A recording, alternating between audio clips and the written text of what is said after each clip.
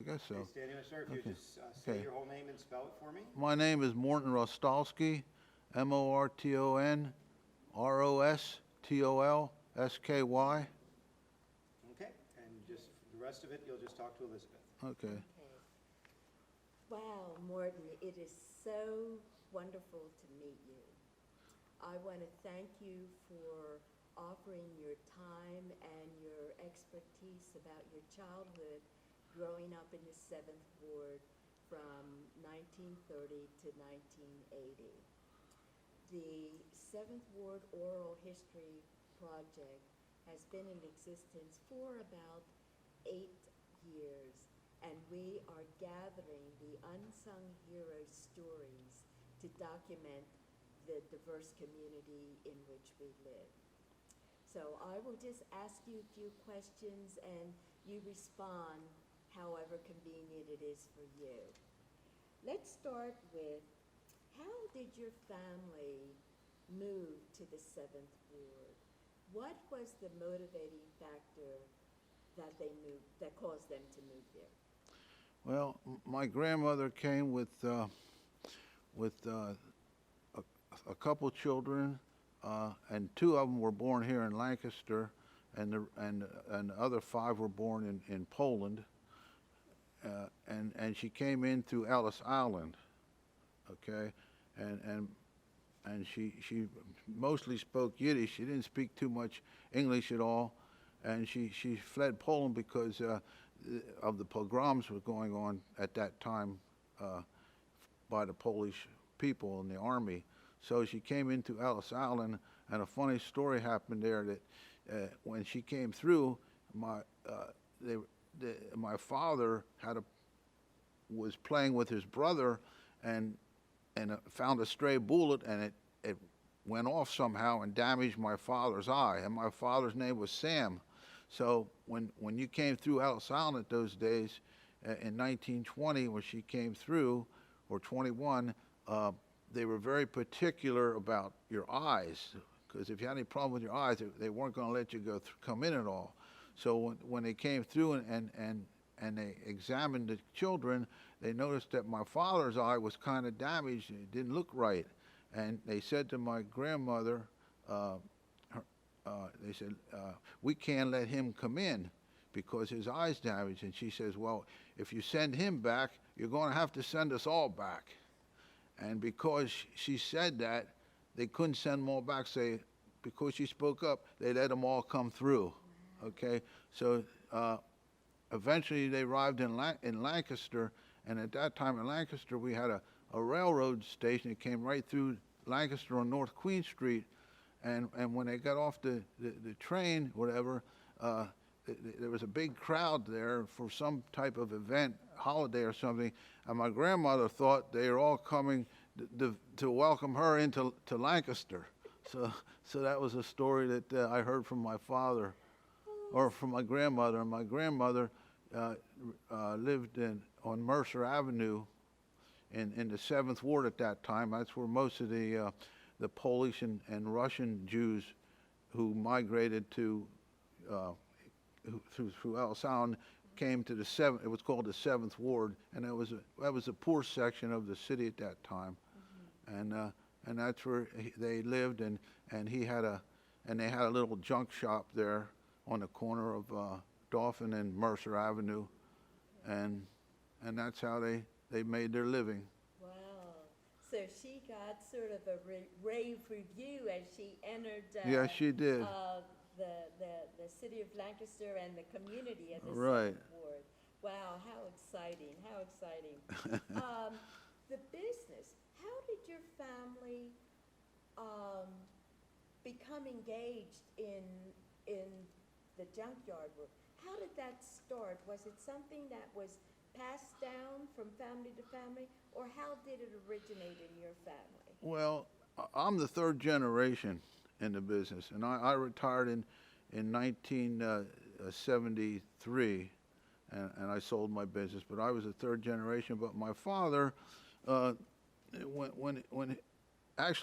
he came to this country, his father was here before him. In fact, he didn't even know that his family was living. He thought they were all dead in Poland, and a cousin came over and told my father, my grandfather, that they were still living. So he sent for them somehow, and they came over, and he was a peddler in Lancaster. My grandfather, he would take his truck and go out in the country and pick up, in those days, anything you could, bones, paper, rags, whatever, anything you could salvage.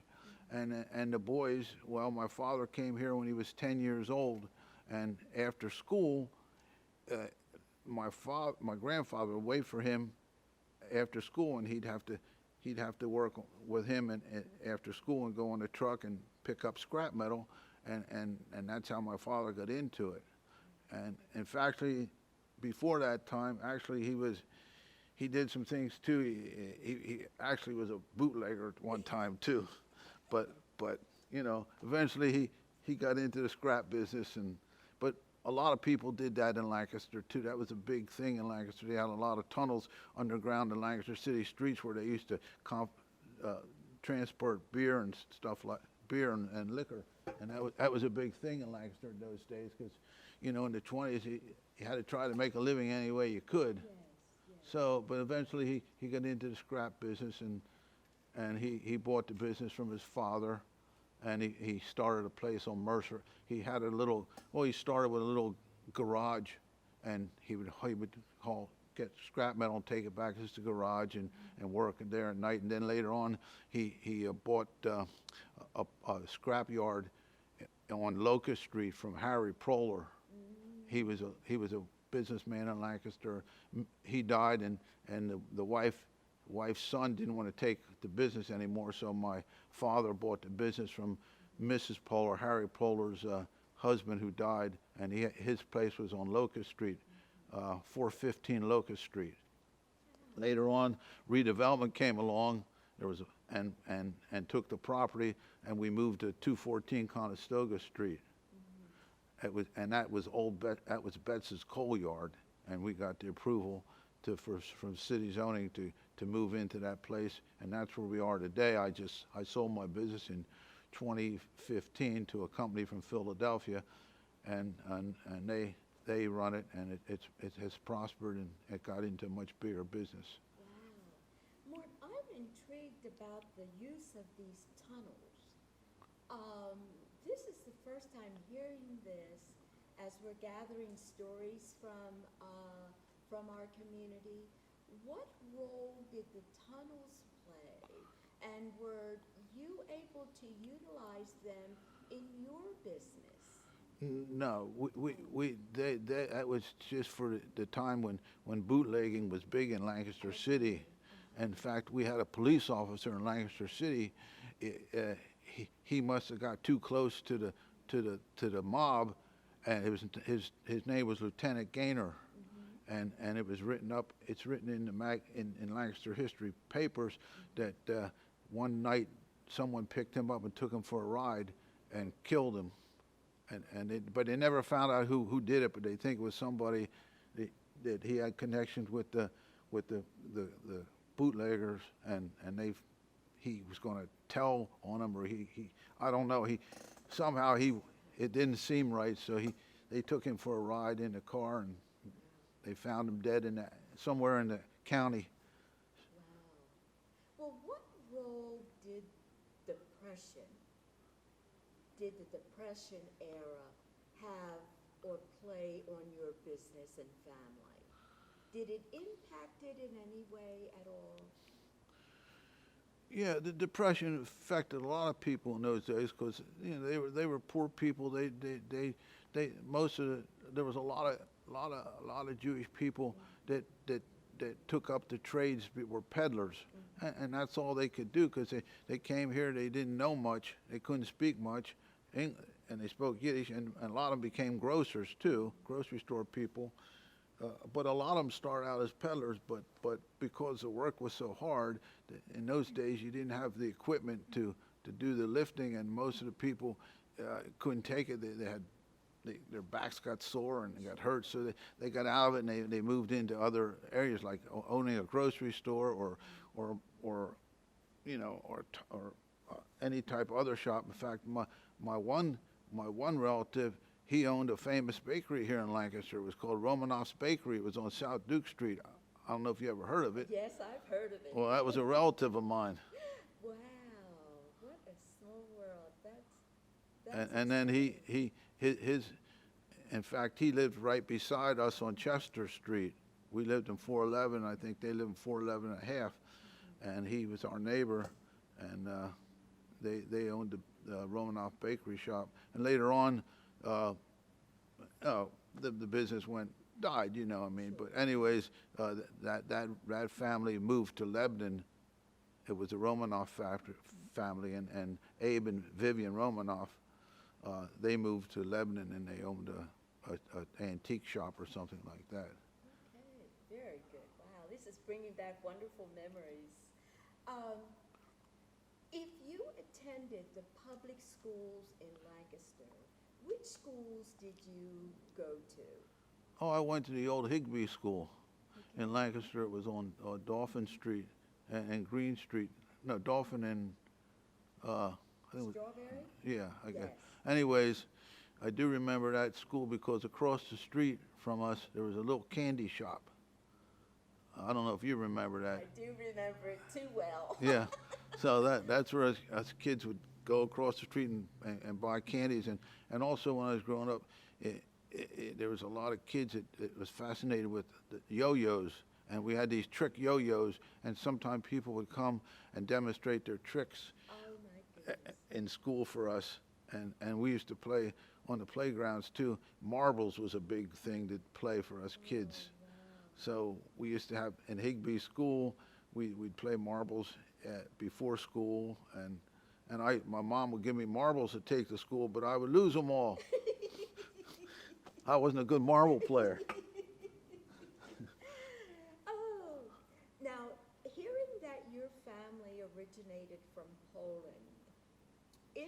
while growing up in Lancaster, what were the predominant languages that you spoke in your house other than English? That was it, English. Oh, okay. My grandmother lived down the street on Chester Street, but the one who came from Poland, but she spoke primarily Yiddish. Okay. And whenever I would go down, my father would walk down the street to visit his mother, and I'd sometimes walk along with him down the street to visit, and their conversation was in Yiddish. And I could never understand what they were talking about. In fact, I was a little afraid of her because she scared me because I didn't understand what she was talking about. And there was always something going. I guess they were talking about the strife they had when they were in Poland. But in those days, though, they had a lot of respect for their parents. My father and all the he had three brothers, and they all had so much respect for their mother, and she was a very, very religious person too at that time, and growing up in Chester Street. Very good, very good. As you were moving from grade to grade and school to school in the 7th Ward, where were most of your friends from? Were they friends that you made in the neighborhood, in the synagogue, or from the public school systems? Where did you All most of three, your the friends- neighborhood, some public school, and some from the synagogue. But I'd say mostly in my neighborhood because there was a family that lived down the street, three families actually that I were friends. Well, four, actually, when I think about it. It was funny because it was a Sawyer family, and it was funny because one boy's name was Tom Sawyer. So, That is the feat, yeah. and he had two brothers, James and Robert Sawyer. But I was friends with Tom Sawyer. So it's from the book, you know. So I Yes, never of thought I'd meet course. another Tom Sawyer, you know. So then I had the Brinkmans, Charlie Brinkman. He lived on Green and on Green Street. There was a big apartment house, and I used to go visit him. And he lived upstairs. But I remember his grandmother used to like to build puzzles. and that's was her favorite thing. And he had a brother, Rob Bobby Brinkman, and they're both gone now, but they were friends of mine. And then I had another friend that you probably knew him, was the Stewart family, Billy Stewart. Oh, yes, yes. He was a close friend of mine, and I went to visit him at his house one time for a holiday, and I remember his mother very well because she was such a nice lady. And what I remember when I went into his house to visit him for some holiday, he had this beautiful gingerbread man house, and I always remember that, decorated, and I think she let me take a little piece of the gingerbread. Well, I don't know, to eat. That was cute. Okay. Oh, you were to finish your sentence. Oh, and then he had two sisters. But I was just told that his mother is still living today. She's like 102 or 103. 103. Yeah. Yeah. I don't know if she'd recognize me anymore today, but No, forgive me. She's actually 106. okay. 106, because we have interviewed her Okay. as well. Let me ask you this, Morton. If there is a message that you would like to leave to young people today growing up in a culturally diverse community, of which the United States is, but particularly here in Lancaster, what advice would you give young people today about how to get along with other cultures? I would say you have to learn to respect people for what they are. I mean, respect people for what they do, not for how they look, and try to have compassion for people that have a little less than you. And that's the way I always did my life, that I try to contribute to help people, and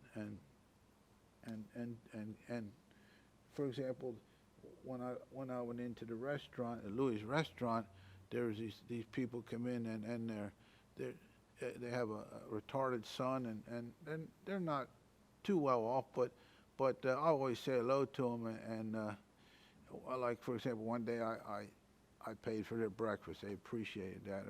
Or I bought she was talking about one day she wanted pretzels, ham and pretzels, so I went over and bought her some pretzels in a bag and some other stuff, and she appreciated that, and things like that, and I always tried to be helpful, and I really didn't expect payment. I just did it because I thought it was the right thing to do.